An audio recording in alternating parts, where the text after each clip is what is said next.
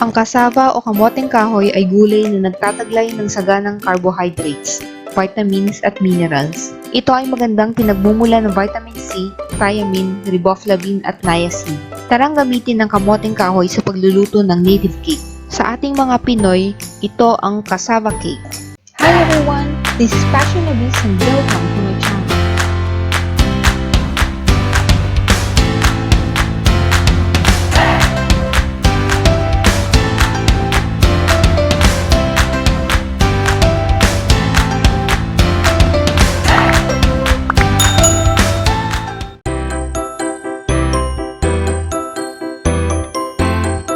Ang mga sangkap para sa cassava cake ay ang mga sumusunod. 500 grams grated cassava, 1 cup plus 1/2 cup coconut milk, 1 can evaporated milk, 1 can condensed milk, 100 grams butter, 2 pieces eggs, 2 tablespoons grated cheddar cheese, 2 tablespoons flour, 2 tablespoons fresh milk, at 1 piece egg white. Ihanda natin ang mga kakailanganin nating sangkap.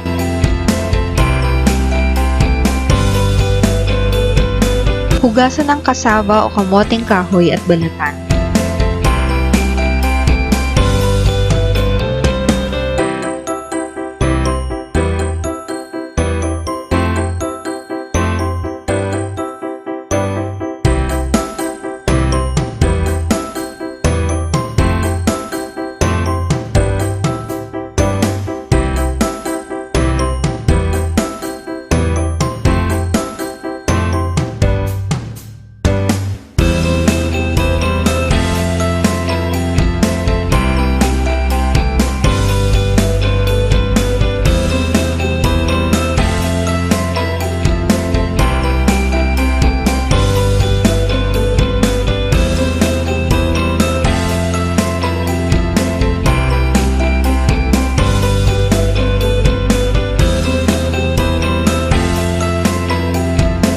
Gadgarin ang binalatang kamoteng kahoy.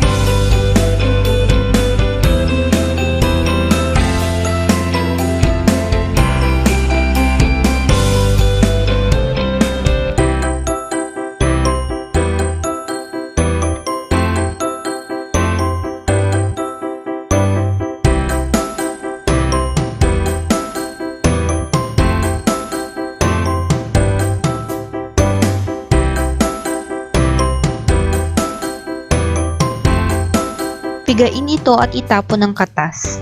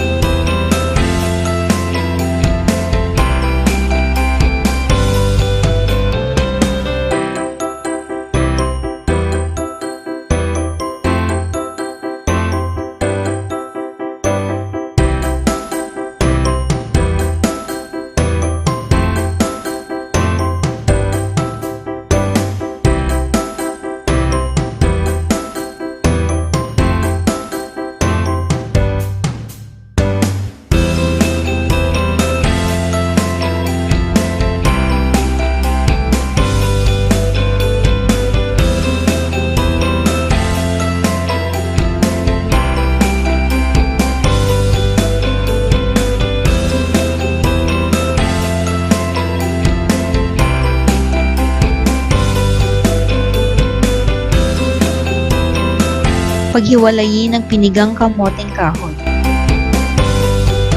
Ilagay ang condensed milk.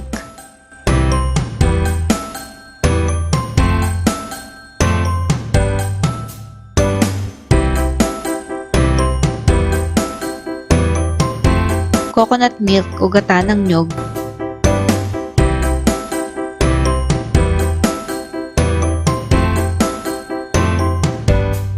Evaporated milk.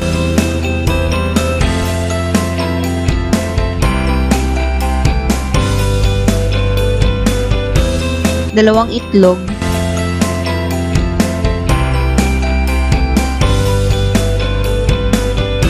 At butter.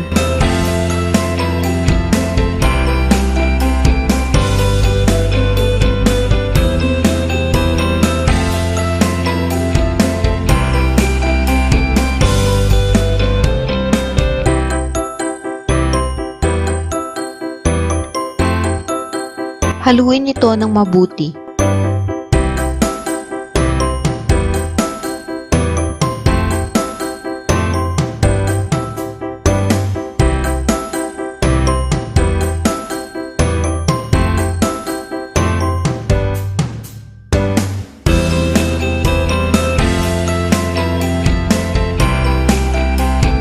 Pahira ng butter ang baking pan.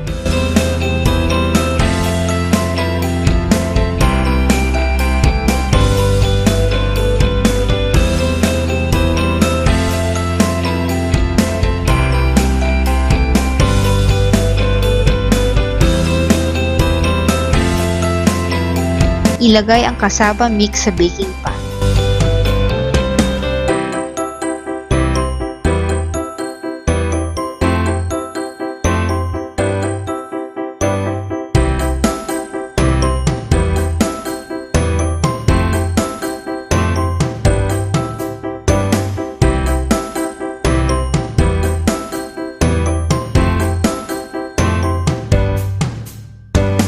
Painitin ang oven sa 190 degrees Celsius at i-bake ang cassava cake ng 30 minutes hanggang 45 minutes, depende sa iyong oven.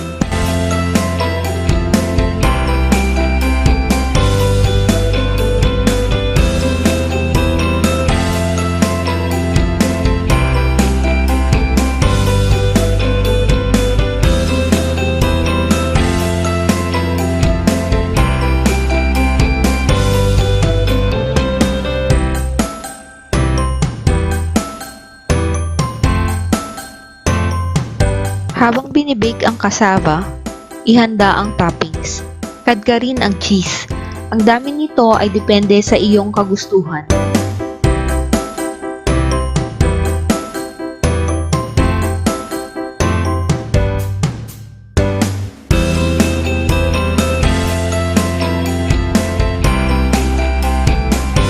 Sa isang saucepan, ilagay ang evaporated milk,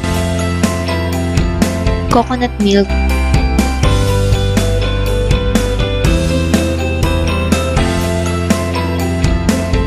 condensed milk,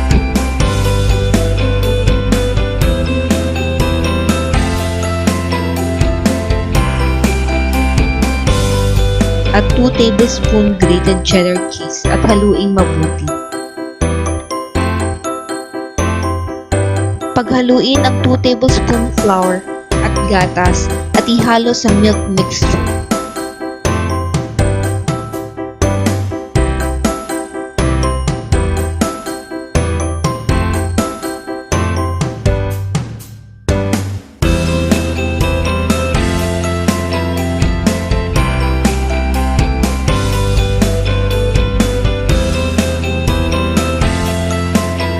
Haluin ito ng maayos.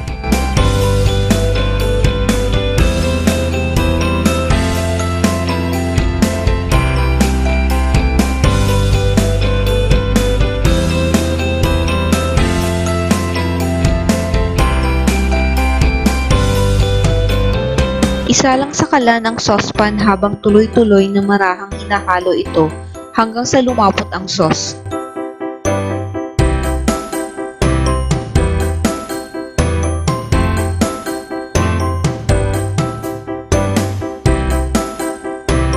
Pagkatapos ng 45 minutes na pagbe-bake ng cassava, ilabas ang cake at ibuhos sa ibabaw ang toppings. Muling ibalik sa oven at i-bake ang cassava ng 10 minutes.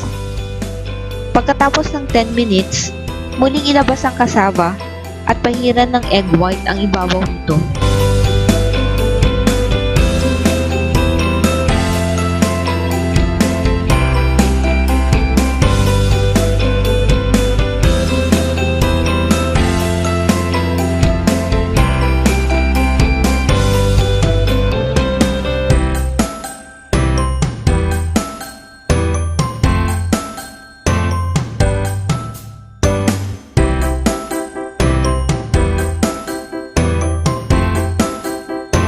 Muling i-bake ng 10 to 15 minutes.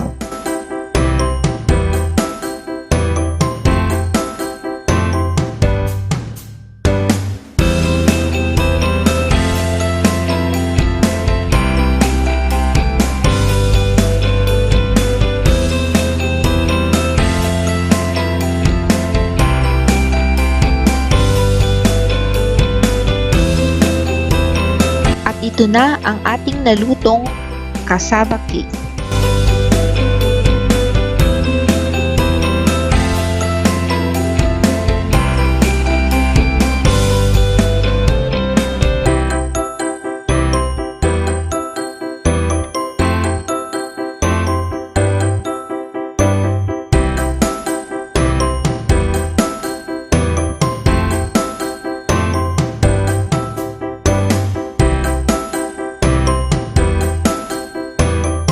Tara, tikman natin!